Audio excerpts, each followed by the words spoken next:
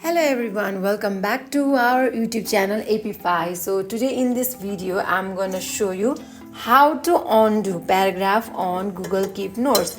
So without getting further delay, let's jump into our video. So sometimes we mistakenly delete our notes or some paragraph from Google Keep Notes. So now how to undo it? Let's say I have deleted this paragraph mistakenly. Now how can I get it back? How can I undo it? Simply click on arrow that is shown here.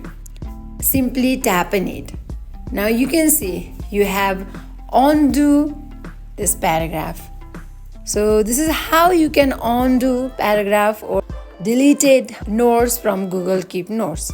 So that is it for today. If you guys like this video, do not forget to like, comment and subscribe our channel. Thank you for watching. I'll see you guys on the next video.